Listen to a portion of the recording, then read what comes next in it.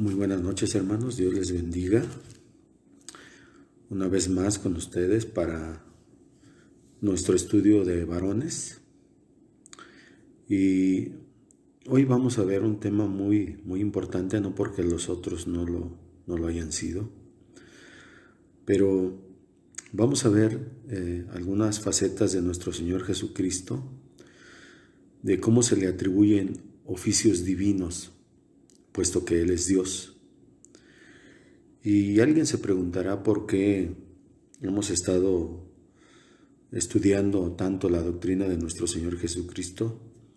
Y la respuesta es muy sencilla, porque Él es el fundamento de nuestra fe. Él es el autor y el consumador de nuestra fe.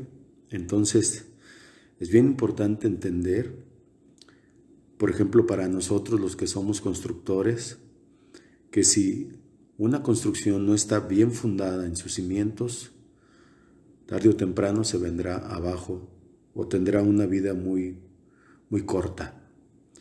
Y bajo esa comparativa tenemos que entender que a nuestros hijos hay que fundamentarlos, hay que cimentarlos perfectamente en la fe que profesamos, el cristianismo. Y el fundamento y de todo lo que habla la Biblia es alrededor de la vida de Jesús y de todos sus atributos divinos y humanos también. Entonces es bien importante que entendamos por qué hablamos y hacemos tanto énfasis en la doctrina de nuestro Señor Jesucristo, como seguramente después lo haremos en las doctrinas acerca de Dios Padre, de Jehová. Probablemente hagamos alguna serie de todas las doctrinas acerca de Dios Padre. Bien, por hoy vamos a ver a Cristo cómo se le atribuyen oficios divinos. Pero vamos a orar antes de empezar. Padre, te damos muchas gracias, Señor, porque eres bueno, maravilloso, y porque nos dejas escudriñar, Señor, tu palabra. Y cada vez que corres el manto, Señor, para que nosotros podamos ver entre líneas lo que tú quieres enseñarnos, es un regocijo, Señor. Es verdaderamente un gozo escudriñar tu palabra y profundizar en lo que tú quieres enseñarnos, Padre. Así que este tiempo lo ponemos en tus manos y esperamos que sea de gran edificación para cada uno de nosotros como padres de familia, y que podamos enseñarlo perfectamente a nuestros hijos, Señor, para que ellos no sean tambaleados por todo viento de doctrina o por cualquier filosofía humana, Señor. Oramos, Señor, para que nos fortalezcas en la fe y nos des cada vez más claridad en el conocimiento de tu palabra, Señor. Muchas gracias, Padre. Ponemos este tiempo en tus manos, en tu precioso nombre, Jesús. Amén. Muy bien. A Cristo se le atribuyen oficios divinos. Primero tendríamos que decir que Jesucristo es el creador de todas las cosas. En Juan 1:3, una escritura muy conocida por cada uno de nosotros, dice que todas las cosas por Él fueron hechas, y sin Él nada de lo que ha sido hecho fue hecho. Jesucristo fue el agente de Dios, el Padre, que participó en la creación de todas las cosas en el universo. Y en Colosenses 1:16 y 17 dice que Él es antes de todas las cosas, y todas las cosas en Él subsisten. Porque en Él fueron creadas todas las cosas, las que hay en los cielos y las que hay en la tierra, visibles e invisibles, sean tronos, sean dominios, sean principados, sean potestades. Todo fue hecho por medio de Él y para Él. Estas son las diversas categorías de seres angelicales a quien Cristo creó y sobre las cuales reina. No se especifica si son santos o si son caídos, porque Él es el Señor de ambos grupos. En tiempo de los colosenses, los falsos maestros habían incorporado en la práctica de sus herejías la adoración de ángeles y esto incluía la mentira de que Jesús era uno de ellos, un simple espíritu creado por Dios e inferior a Él. Pero Pablo rechazó de plano esa noción y declaró que los ángeles, cualesquiera que sea su rango, y sin importar que sean santos o caídos, son simples criaturas, y su Creador es el Señor y Salvador, nuestro Señor Jesucristo, quien es el único que tiene preeminencia sobre todos ellos. El propósito de su catálogo de potencias angelicales es mostrar la superioridad inmensurable de Cristo sobre cualquier ser que pudiera plantear los falsos maestros. Por eso dice, todo fue creado por medio de Él y para Él. Como Dios, Jesús creó el universo material y espiritual para su deleite y para su gloria. Por eso Romanos 11, 33 y 36, dice, oh profundidad de las riquezas, de la sabiduría y de la ciencia de Dios.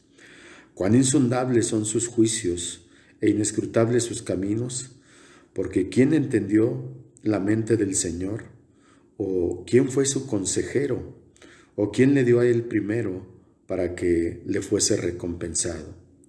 Porque de Él y por Él y para Él son todas las cosas. A Él sea la gloria por los siglos de los siglos. Amén.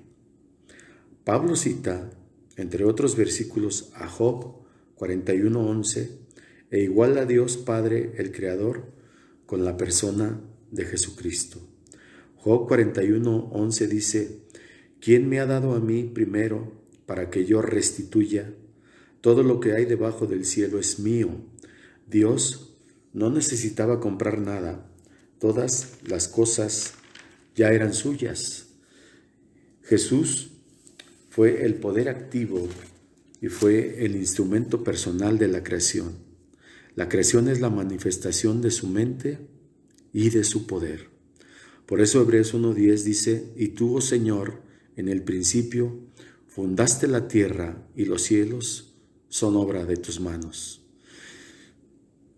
El autor de los Hebreos hace referencia al Salmo 102, 25 al 27, donde dice que el Hijo es el creador del universo, como lo vimos en Juan 1, del 1 al 3.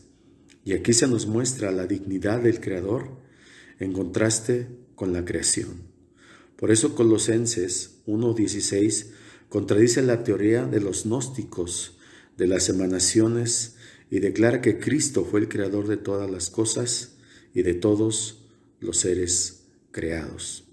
Y además, en Apocalipsis 3:14, dice que el principio de la creación de Dios significa el principio en el sentido activo, es decir, el origen, es decir, aquello por lo cual una cosa comienza a ser. Y en Colosenses 1:15 se nos dice que Él fue el primogénito, no el creado.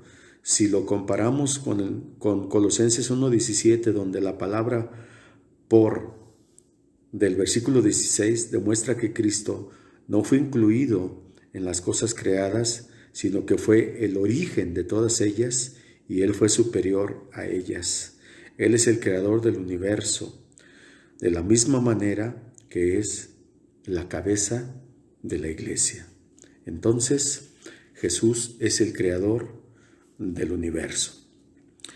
Bien, un segundo oficio divino de Jesús, que Él es el sustentador de todas las cosas.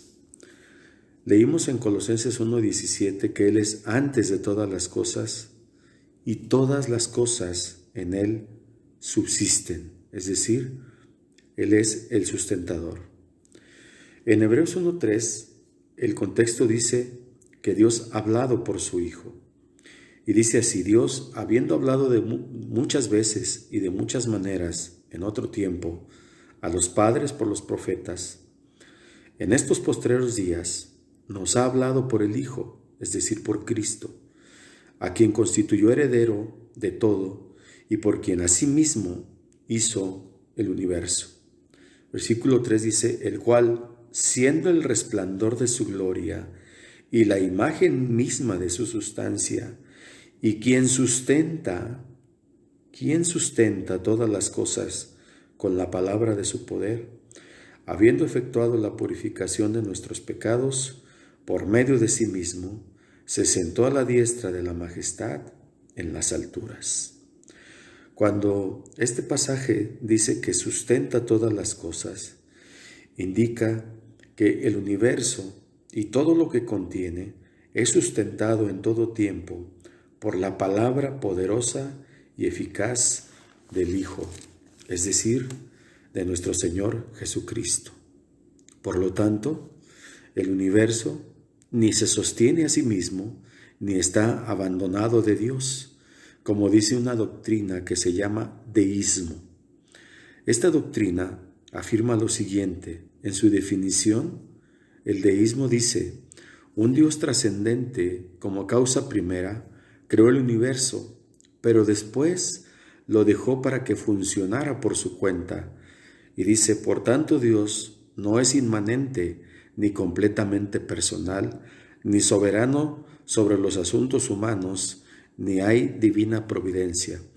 Mucha atención en esta doctrina porque esto es lo que se les está enseñando a nuestros hijos en las universidades. Y esa es la tesis del deísmo.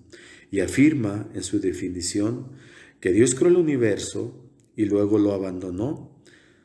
Y dice que Dios no permanece en su creación. Por eso dice que no es inmanente. Dice que Dios no es inseparable de su creación y que no se identifica con ella. Y esto es una filosofía mentirosa, porque la realidad es que es el poder de Cristo el que hace que todas las cosas subsistan. Las pulsaciones de la vida en el universo son reguladas y controladas por los latidos del poderoso corazón de nuestro Señor Jesucristo.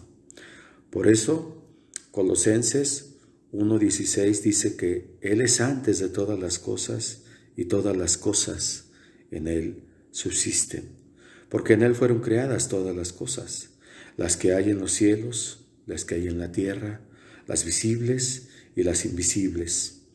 Todos, sean tronos, sean dominios, sean potestados, sean principados, todo fue hecho por medio de Él y para Él. Y todo fue hecho para su gloria, de manera que Jesucristo sostiene todas las cosas. El universo no se gobierna a sí mismo.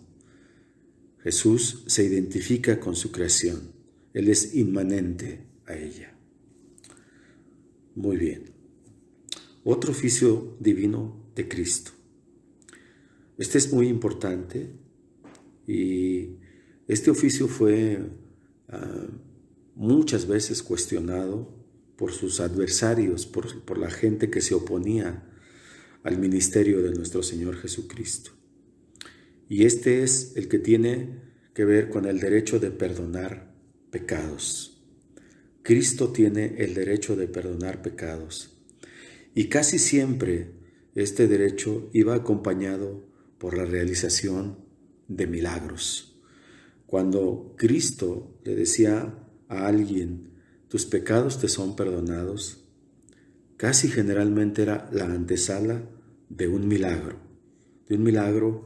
que iba a suceder. Vamos a ver un ejemplo en Marcos 2, del 1 al 10. Dice así la palabra de Dios. Entró Jesús otra vez en Capernaum después de algunos días y se oyó que estaba en casa. Entendemos que es la casa de Pedro. E inmediatamente se juntaron muchos, de manera que ya no cabían ni aún a la puerta, y les predicaba la palabra. Entonces vinieron a él unos, trayendo un paralítico que era cargado por 4.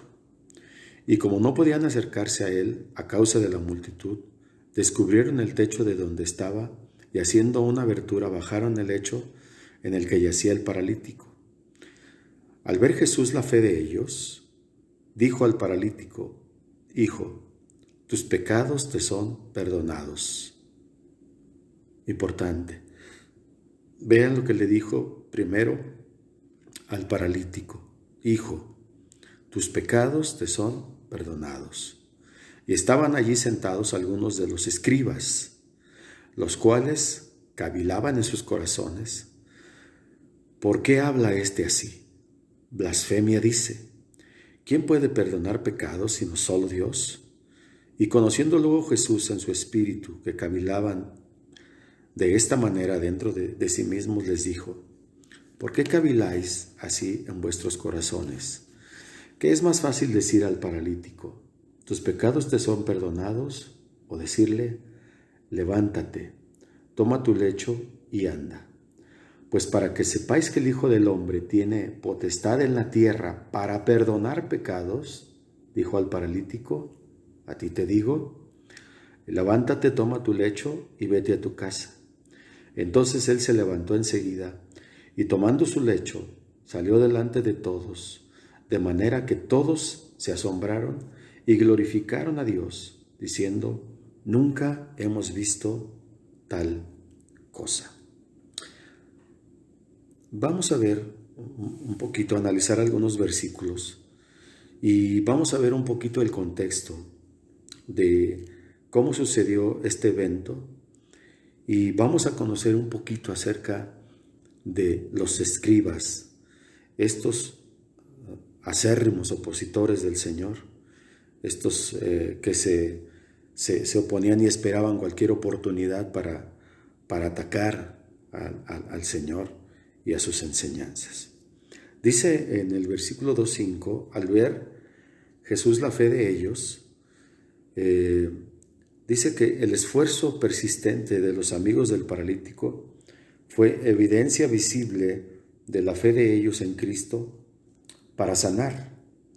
Y cuando Cristo se dirige al paralítico y le dice: hijo, tus pecados te son perdonados, vemos un poquito el contexto, que en aquella época muchos judíos pensaban que todas las enfermedades y todas las dolencias eran el resultado directo de los propios pecados. Y el paralítico pudo haber creído esto también, por lo que debió haber recibido gustoso el perdón de sus pecados antes de ser sanado.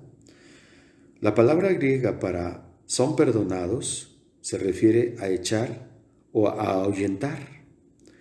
Así Jesús despidió el pecado del hombre y lo liberó de su culpa. Ahora, cuando hablamos de los escribas, veamos un poquito, antes de ver lo que ellos cavilaban, quiénes eran estos personajes de las Escrituras y qué importancia tenían en el pueblo judío. Saber leer y escribir en la antigüedad era un privilegio. El escriba era una persona especializada en trabajos relacionados con la escritura y era principalmente con la escritura de documentos. Ellos fueron los que conservaron en el exilio prácticamente la Torá o el Antiguo Testamento. Eran empleados como funcionarios para redactar las cartas y comunicaciones de los reyes o de personajes de mucha importancia. Un escriba bien entrenado podía redactar desde una venta de una propiedad, una carta de divorcio o una petición al rey o cualquier pieza de correspondencia. Algunos personajes en la Biblia importantes tenían sus escribas particulares. Por ejemplo, David tenía a Seraías, el escriba de Ezequías era Sefna, el de Josías se llamaba Safán, y así por el estilo. El oficio se heredaba de padre a hijo. Se habla de familias de escribas que moraban en Jabes, y por ejemplo a Esdras se le conoce como el escriba diligente en la ley de Moisés, o también como el escriba versado en los mandamientos y en los estatutos de Israel. Y eso lo podemos ver en Esdras 7, 6 y 11. Ahora bien, después del exilio y tras cesar los profetas, hubo personas, al comienzo principalmente los sacerdotes, que se dedicaban al estudio de la Torá, lo que sería hoy nuestra Biblia, haciéndose expertos en ella, lo que les dio gran poder y preponderancia en la comunidad judía. En la época del Señor Jesús se les llamaba también doctores de la ley, eso dice Lucas 5:17, con el tratamiento oficial de rabinos o de rabís, y su función era enseñar las escrituras y las tradiciones. Por eso Jesús les dijo: en la cátedra de Moisés se sientan los escribas y los fariseos. Así que todo lo que les digan que guardéis, guardadlo y hacedlo. Junto con los fariseos y los escribas, ellos trataban siempre de tomar a Cristo en alguna palabra en falso para redargüírsela. Por eso Jesús los había denunciado como hipócritas y dijo que sería entregado a los principales, es decir, a los principales sacerdotes, es decir, a los fariseos y a los escribas, y le condenarían a muerte. Eso lo vemos en Mateo 20:18. A grandes rasgos, esta es la definición de un fariseo en el tiempo de nuestro Señor Jesucristo. Pero ¿por qué vemos estos personajes? ¿Por qué es importante entenderlos? Porque al igual que en tiempos de Jesús, hoy, en nuestro tiempo, hay intelectuales, entre comillas, ateos, que siempre se oponen a todo lo que tenga que ver con asuntos religiosos, proponiendo un falso dilema entre Dios y la ciencia, por ejemplo. Hoy hay ateos que refutan la existencia de Dios y que tienen una influencia terrible en nuestras universidades. Déjenme leerles un poquito la traducción de un pastor cristiano que se llama Antonio Cruz. En su libro Dios, Ciencia y Conciencia, y dice algo relacionado al ateo más famoso de nuestro tiempo, del siglo XX y del siglo XXI. El famoso zoólogo y etólogo británico Richard Dawkins, conocido en todo el mundo por su furibundo ateísmo, dice en el libro que él escribió, que se llama El espejismo de Dios, que la creencia en Dios se puede calificar de delirio o de locura. Fíjese a lo que están expuestos nuestros hijos, porque esto es lo que enseñan los falsos maestros en nuestros días, en las universidades, en las preparatorias. Richard Dawkins insiste en que, tal como ya había señalado a mediados del siglo XX otro escritor estadounidense llamado Robert M. Pirsig, cuando una persona sufre delirios, dice, se dice que está loca o es demente. Dice, pero cuando los padecen muchas personas a la vez, se le denomina religión. Sin embargo, el apóstol Pablo escribe a la iglesia de Corinto y dice lo siguiente: pero el hombre natural no percibe las cosas que son del Espíritu de Dios, porque para él son locura, y tampoco las puede entender, porque tienen que discernirse espiritualmente. 1 Corintios 2:14. De manera que tendríamos que preguntarnos, ¿quién tiene razón? ¿Dawkins o el apóstol Pablo? ¿Podemos confiar en el testimonio de la Biblia cuando nos habla de Dios? ¿O quizá corremos el peligro de volvernos locos? ¿Cómo es posible saber que la Escritura es verdaderamente la palabra de Dios y no una colección de mitos y fábulas inventadas por los hombres, como creen algunos, como estos ateos?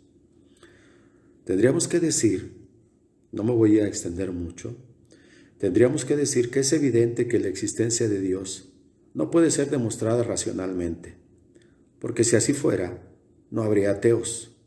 Si se pudiera demostrar a Dios matemáticamente o mediante razonamientos filosóficos, todo el mundo sería creyente. Pero sabemos que no es así.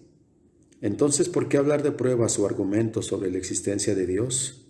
¿Y qué decir de los razonamientos generados a lo largo de la historia para demostrarla?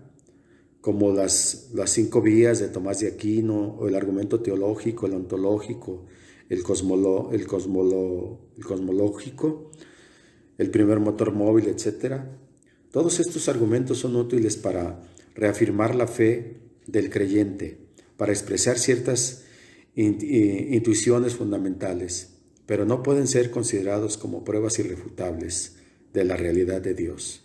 La ciencia humana no puede demostrar o negar a Dios. Con la divinidad no es posible formular hipótesis, hacer cálculos de probabilidades o elaborar teoremas. La existencia de Dios es presupuesta, más bien, por todos los fenómenos que se dan en el universo. Lo podemos ver en Romanos 1, del 19 al 23, donde el apóstol Pablo expresa que en el corazón del hombre, él sabe que Dios existe. Los cristianos creemos que si no existiera Dios, no habría nada de nada, ni leyes físicas que regulen el funcionamiento del cosmos, ni fenómenos naturales que permitan la vida, ni científicos que investiguen, ni filósofos que piensan, ni posibilidades de razonar y conocer. Ahora bien, si la ciencia no puede decir nada sobre Dios, ¿por qué existe esa intuición universal en el ser humano que le lleva a pensar que debe de haber una mente inteligente que lo planifica todo? ¿Por qué? Porque en el corazón del hombre existe la idea de que hay un creador de todas las cosas y se llama Dios. Pero también existen los creyentes rebeldes, aquellos que blasfeman en contra del Señor, aquellos que conocen la Biblia hoy en día, pero solamente para refutarla, para tratar de tergiversarla. Entonces, ese era el pensamiento de los escribas también en el tiempo de Jesús, como lo es lo de los ateos de hoy. Y cuando ellos cavilaban en sus corazones y decían, blasfemias dice, aparentemente estos escribas estaban en lo correcto, porque ellos tenían razón al decir que solo Dios podía perdonar los pecados, sí, pero estaban equivocados al decir que Jesús blasfemaba.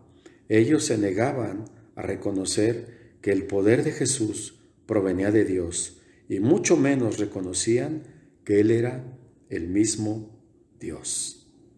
Entonces, cuando Jesús dice que intuyó en su espíritu, esto también puede ser traducido como fue intuido en el Señor por el Espíritu o por su Espíritu, no tanto del Espíritu Santo, sino de la omnisciente o de la omnisciencia, de la omnisciente mente del Señor. Y cuando le dice, ¿qué es más fácil? Es mucho más fácil decir, tus pecados te son perdonados.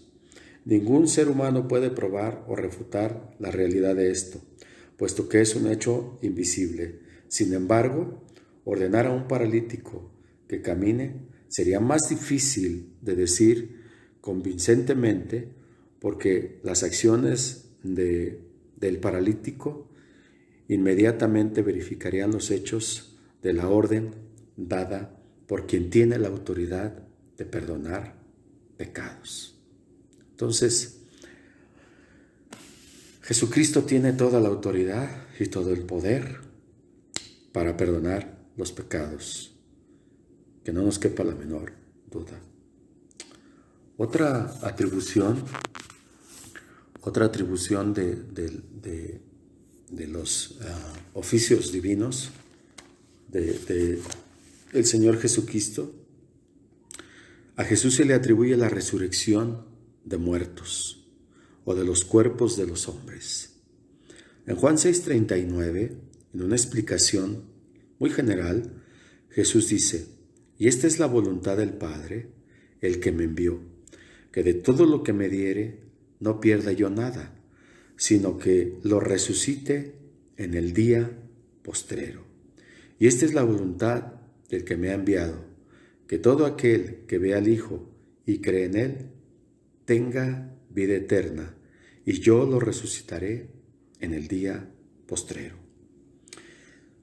Ahora bien, veámoslo en la práctica con el mismo Señor Jesucristo. En Juan 24, el 27, cuando la resurrección de Lázaro, cuando el Señor llega a la casa de Lázaro, antes de entrar, en Juan 11, Jesús le dijo: tu hermano resucitará. Y Marta le dijo: yo sé que resucitará en la resurrección en el día postrero. Le dijo Jesús: yo soy la resurrección y la vida. El que cree en mí, aunque esté muerto, vivirá. Y todo aquel que vive y cree en mí, no morirá eternamente. ¿Crees esto? Esta es la pregunta que Jesús le hace. Y le dijo: sí, Señor, yo he creído que tú eres el Cristo, el Hijo de Dios, que has venido al mundo. Vea la revelación que tiene Marta acerca del Señor Jesucristo. Ahora, en la afirmación de Jesús a María, cuando le dice: yo soy la resurrección, con esta declaración Jesús hizo pasar a Marta de una creencia abstracta en la resurrección que tendría lugar en el día postrero a una confianza personalizada en aquel quien es el único que puede levantar a los muertos. Ni la resurrección ni la vida eterna existen sin la intervención del Hijo de Dios. El tiempo en el día postrero no es barrera para aquel quien posee el poder de la resurrección y la vida, por lo cual Él puede dar vida en cualquier momento y a quien Él quiera. Jesús tiene la prerrogativa de resucitar a los muertos. Es cierto que otros resucitaron muertos, pero en condiciones muy diferentes. Aquellos obraron con poder delegado. Por ejemplo, en Hechos 9, 36 al 40, Pedro resucitó a Dorcas en el nombre de Jesús y el poder del Espíritu Santo del Señor que le había delegado al mismo Pedro. Pero cuando Cristo resucitó a alguien, siempre lo hizo con su propio poder. Cuando Elías resucitó al hijo de la viuda de Sarepta, lo vemos casi en agonía, diciéndole a Dios: Dios mío, aún a la viuda en cuya casa estoy hospedado, ¿has afligido haciendo morir a su hijo? Y se tendió, dice, sobre el niño 3 veces y clamó a Jehová y le dijo: Jehová, Dios mío, te ruego que hagas volver el alma de este niño a él. Y Jehová oyó la voz de Elías y el alma del niño volvió a él y revivió. Entonces podemos notar la angustia de Elías cuando clama al Señor por regresarle la vida al niño. En comparación con la tranquilidad de Cristo, ninguno de los otros reclamó para sí la resurrección de los muertos por su propio poder, ni que tendrían tal poder en la resurrección general de todos los hombres. Sin embargo, Cristo sí lo reclamó para Él mismo. Otro oficio divino de Cristo, el último que vamos a ver para cerrar, es que Él ha de ser juez de todos los hombres. Juan 5:22 dice: porque el Padre a nadie juzga, mas todo el juicio dio al Hijo. Y estas son palabras del propio Señor Jesucristo. Y en 2 de Timoteo 4:1, Pablo se dirige a Timoteo de la siguiente manera: te encarezco delante de Dios y del Señor Jesucristo, que juzgará a los vivos y a los muertos en su manifestación y en su reino. Cuando dice Jesucristo que juzgará, esta frase, la construcción gramatical de esta frase, indica cierta inminencia en el sentido de que Cristo se dispone a juzgar. Y Pablo hace hincapié en la responsabilidad única que tienen todos los creyentes, en especial todos los que ministran la palabra de Dios, para rendir cuentas a Cristo como su juez. Recordemos que el servicio a Cristo se presta bajo su mirada vigilante y a sabiendas de que Él, como juez, determinará un día el valor de las obras hechas por cada uno de nosotros como creyentes. Y no es un juicio de condenación, sino de evaluación. En cuanto a la salvación, los creyentes han sido sometidos al juicio de Dios, pero hemos sido declarados justos, porque ya no estamos sujetos a la condenación del pecado. Cuando dice que juzgará a los vivos y a los muertos, en última instancia Cristo juzgará a todos los hombres en 3 escenarios distintos. El primero es el juicio de los creyentes tras el arrebatamiento. Lo podemos ver en 1 Corintios 3, 12 al 15 y en 2 Corintios 5, 10. En segunda instancia, el juicio de las ovejas y los cabritos, o el juicio de las naciones, en el que los creyentes serán separados de los incrédulos, como dice Mateo 25, 31 al 33, que determina la entrada al reino milenario. Y esto es descrito por el mismo Señor Jesucristo, allí en el Evangelio de Mateo, capítulo 25. Y el tercero es el juicio ante el gran trono blanco, que solo se aplica a los no creyentes, y lo explica Apocalipsis 20, del 11 al 15. Pero aquí el apóstol Juan se refiere a juicio en un sentido general, que abarca todos estos aspectos y diferentes situaciones.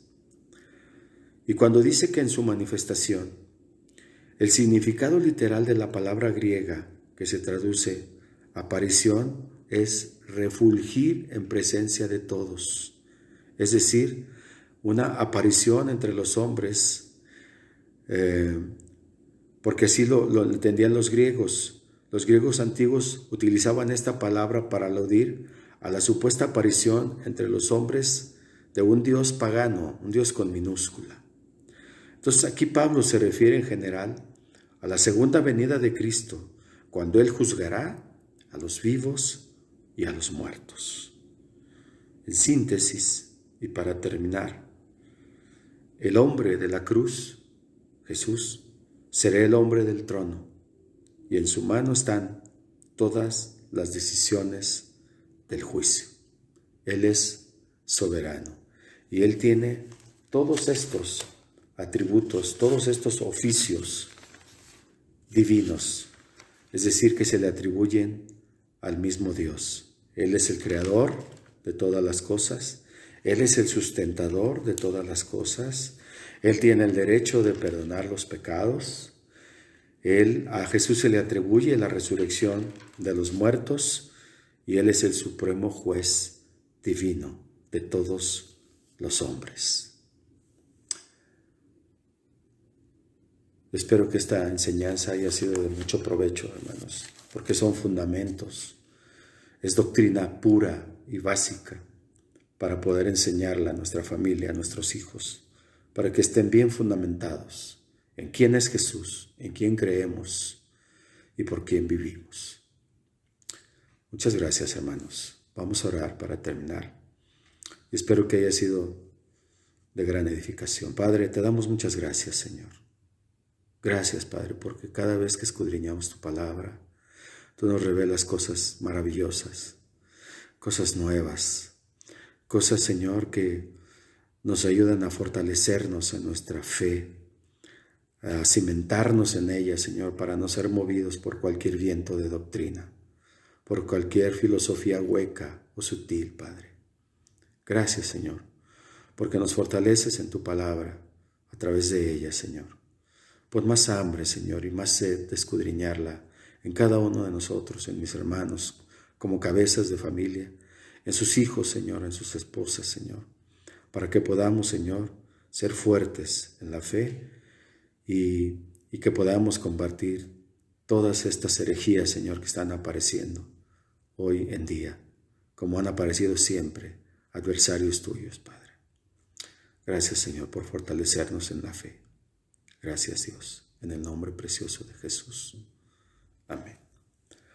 Muchas gracias, hermanos. Dios les bendiga y nos veremos primeramente, Dios, en la siguiente enseñanza. Dios les bendiga. Amén.